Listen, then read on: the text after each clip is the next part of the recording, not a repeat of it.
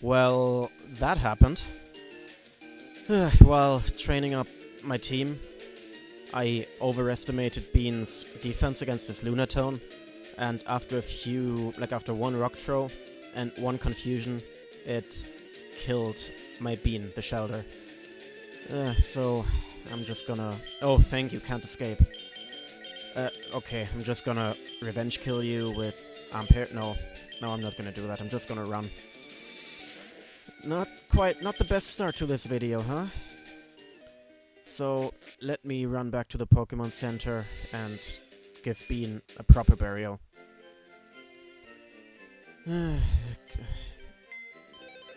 I hoped to not get a casualty so early on, but sadly, it wasn't meant to be. Bean, even though you weren't around for long, you were a valued member of the team. Rest in peace. Goodbye. And now I'm gonna think about how to rearrange my team, but until I've decided, I will cut back. So, see you in a bit. Okay, I'm back, and as you can see, I decided on a new team. So first off, I grinded everybody up to level 17, which will hopefully be enough to get me through the cave. And I also added Murphy to the team, the Marshtomp.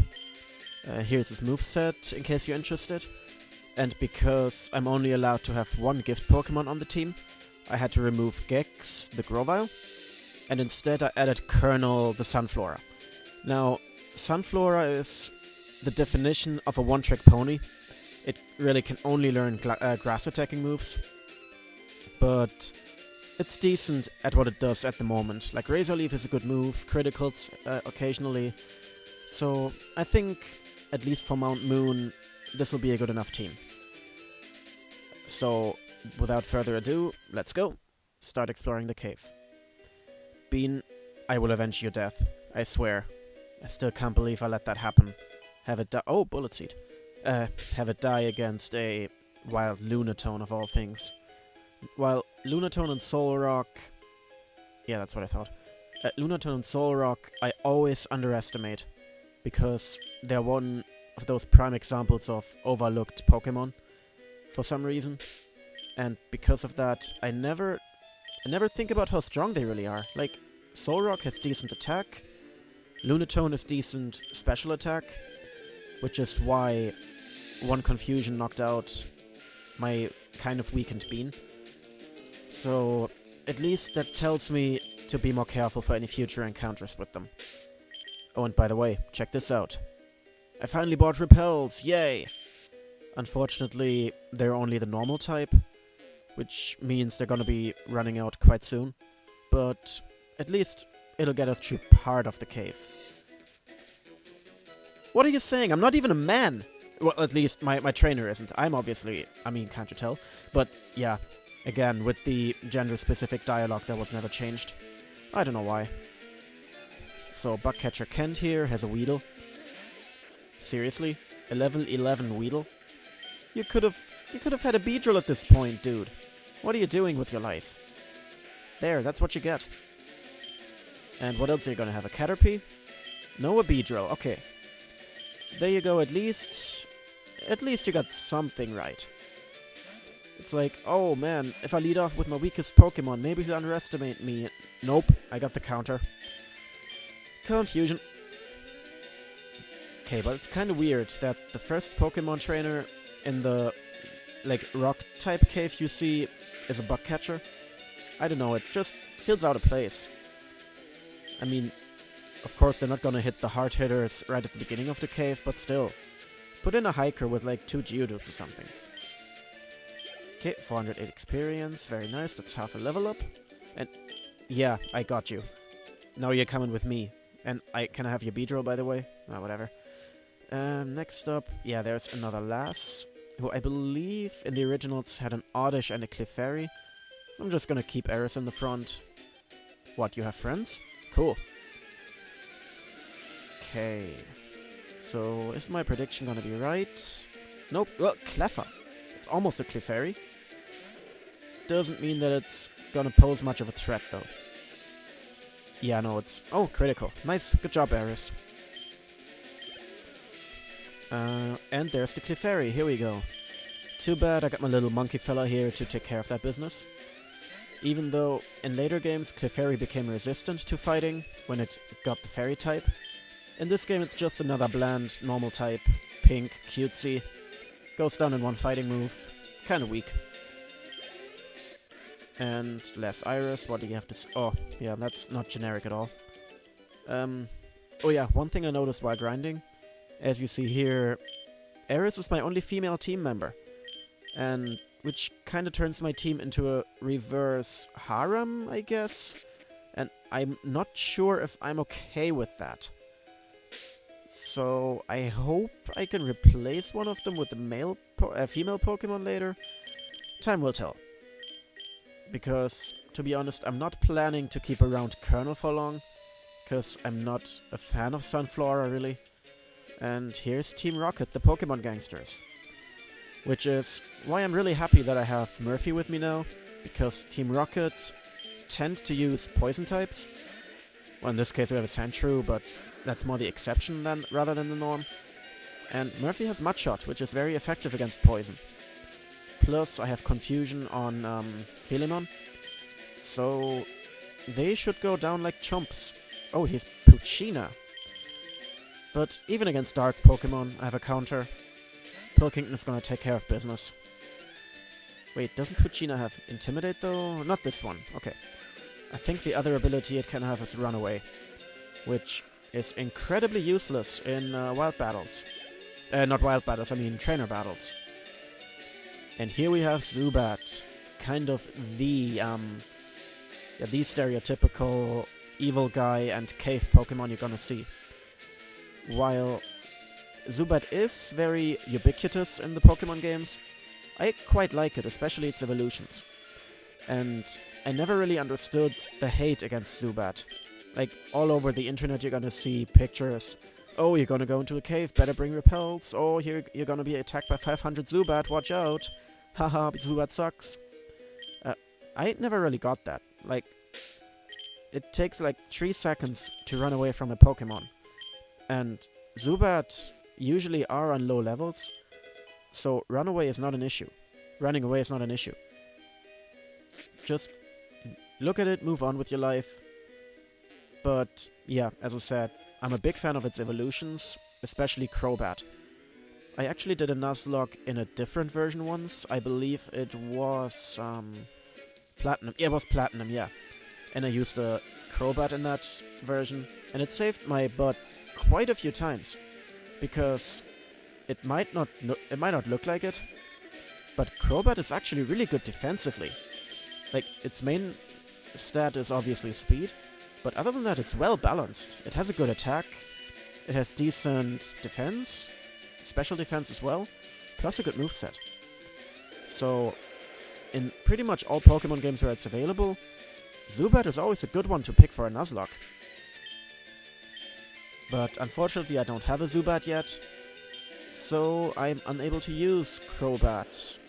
Maybe I'm gonna get a Golbat in a later cave or something. But for now we'll have something unusual, because we have a water type fighting against electric types. And that is because I can show you in 1 second. But you probably know this already, but for those who might not be aware, Murphy here, the Marshtomp, and I'm trying to drag... I realize I'm dragging this on longer than I need to. But now that I can finally go into the menu, we can check... Not Philemon, go away. Murphy... Murphy is a water and ground type. Which means electric moves aren't gonna touch it one bit.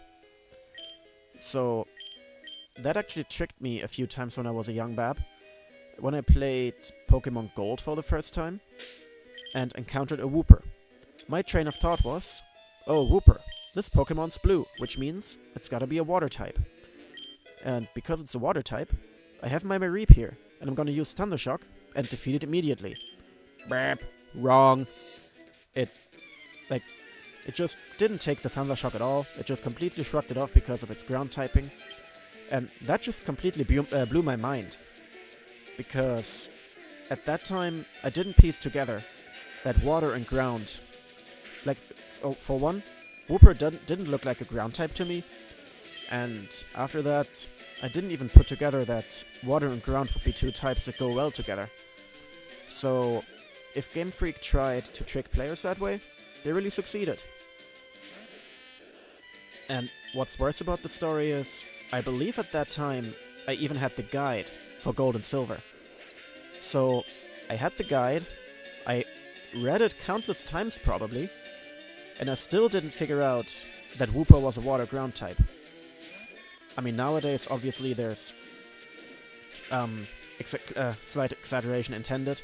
Hundreds of water ground type. It's become such a common type that it's nothing special anymore. But yeah, back in the day, it was revolutionary to me, really, when I was 10. Or 11, I don't know how old I was at the time.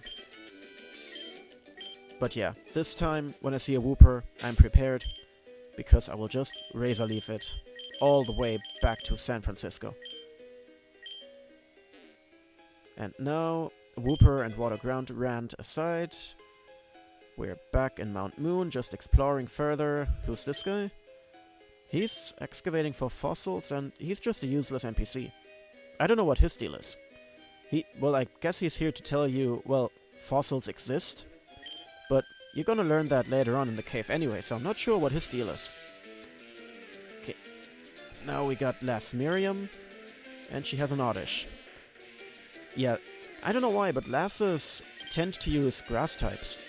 I don't see the connection. But I'm not complaining because grass types are easy to deal with for my team at the moment. Except when this happens. Oddish, you're an asshole. Oh good, I think I have an antidote in my bag, but I don't really want to use it. So instead, I believe after this battle, I will use a loophole that just opened up for me. And if you paid attention, you can already guess what it is. But I'm not gonna say it until the battle is over, to kinda keep you guessing. For now, let's just get rid of the Oddish. And Philemon probably has one battle in it still, but if I can help it, I would like to not risk it. Bellsprout... yeah, no, I'm gonna get it out of there. Not risking anything with Philemon. Instead, I'm just gonna burn it. So, what's the deal with Bellsprout, by the way? Was it, like... I don't know. Why does it have a tower named after it in Johto? Oh, I should slow down. I barely saw what that was. I think that said C-Dot? I'm just gonna stay in. Yeah, C-Dot, okay. So with C-Dot here, I gotta be careful, because C-Dot can learn Bide. Which means... Bide is a move where the Pokemon just absorbs damage, basically, like it takes damage.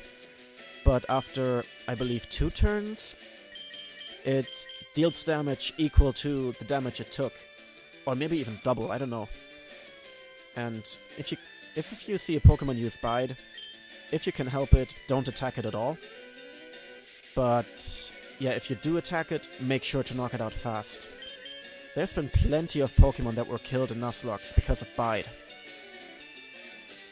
But thankfully, I didn't let that happen. And Lotad here... Oh, Nature Power is a really interesting move. It's not strong in a Lotad, but it has varying effects depending on where you are. And as you saw just now, in a cave it turns into Shadow Ball, the most powerful ghost move, I think, in this generation.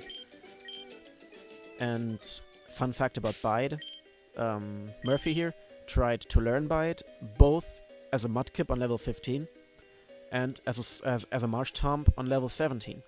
But I don't like Bide when I use it, so I didn't teach it Bide. Anyways, the loophole I was talking of is the escape rope, which lets me teleport to the last Pokemon Center I visited, or at least lets me escape the cave that I'm in, and because of that, I have an easy walk back to the Pokemon Center, and don't have to fear being killed by poison. Very useful to have. Unfortunately, that was my only one. But I think I'll be fine. I think I'll be fine. Because if I do get poisoned again, I still have some healing items left. Of course, I'd rather not use them, but we'll just see what happens. Okay, let me put up another repel. Only 2 left. But that's fine. If I run out of repels... Did I go here? Did I go in here already? Yes, I did. Okay. Did I? Let me check. No, I think I've been here. This is a waste of time. I apologize. Yeah, here's the rocket. Okay. Okay, always gotta make sure. Because I don't want to miss any items. Okay, last repel. I mean, I'm just using repels for the sake of this run. Because... or for the sake of being on YouTube. If I would play on my own time, I never use repels. Like, they do save time, but I feel like if I use a repel, I lose the chance of finding shiny Pokemon. And that's my reasoning behind not using repels usually. Of course, it's just a superstition. I still very rarely run into shinies, but sometimes I did, and I was glad I didn't use repels. So, speaking of shinies I've found so far in my Pokemon career, quote-unquote. The first shiny I found was in Pokemon Black. I was working on my living dex, and I was looking for evolution stones in the dust clouds. And sometimes in dust clouds you can find Excadrill. So what I did was I was like on YouTube watching Let's Plays or something, and kind of half paying attention to my DS, when I ran into a dust cloud, and the battle music started. So I looked away to the computer screen, to the video I was watching, and when I looked back at my DS screen, I couldn't... like, I just looked at it, looked down at my screen, looked back up, immediately looked back down again. Because on the DS screen, I had... okay, Supersonic, I don't want you. Yeah, I found a shiny baby blue-pink Excadrill. I couldn't... like, this was really the first shiny I ever found. I couldn't believe my eyes. My hands were shaking, I was so nervous, but in the end I caught it. Then, I already told you about this shiny. I found a shiny Sunkern in a FireRed Omega playthrough once in Pewter City. Then I was playing an Omega Ruby Nuzlocke, and I found a shiny Meryl, which I kept on the team, and it survived all the way until the end. It actually carried me through the last few battles, because Azumarill is a beast. It was a green Meryl, I think, which turned into a golden Azumarill. So I called it King Aurum, because Aurum means gold or some shit like that. Then, in an abandoned run of Pokemon X or Y, I don't remember, I found a shiny Sableye, which I had on the team as well. It was not the best Pokemon I've ever used, but decent. But I abandoned the run quite soon. I believe in that Mirror Cave. I don't know the exact name. Reflecting Cave, is it? Because I'm not the biggest fan of Pokemon X and Y. It's just... I don't know why. Ha ha. Shoot me now. No, they're just kind of bland. And they're too similar to the Johto games. Not the Johto games, I mean the Kanto games. They're basically cookie-cutter rip-offs out of Kanto. Especially when you look at the forest in the two games. Pokemon X and Y have an exact copy of Viridian Forest. Like, it has the exact layout, probably the same trainers and similar Pokemon as well. It's kinda lame. You'd think after 6 generations the developers could finally let go of Kanto and promote some newer stuff, but no, gotta do the Gen 1 pandering. But yeah, that's enough about Pokemon Y and X, because here we have a really rare Pokemon, a Larvitar. And don't blink because you're gonna miss it otherwise. Larvitar turns into one of the most powerful Pokemon in general, I believe. I think Tyranitar is considered one of the best altogether. And surprisingly enough, I've never properly used one. I had one in Pokemon Crystal, which was the first game in which I actively tried to get a level 100 team, but the grinding methods in that game are just so rare. The only thing you can do is fight the level 40 Elite Four over and over again, like level 40 to level 50, And I don't think they have a round 2 rematch on higher levels, if I remember correctly. But yeah, I never got my team to level 100. I was sad. I want to use a Tyranitar again at some point. And here we have a Moonstone, which reminds me of Lunatone, which made me remember Bean, which made me sad. So, before we continue on in the cave, we're at 20 minutes already. So, I will just save the game, and I will see you guys in the next episode, because I would like to call it a day right now. Goodbye.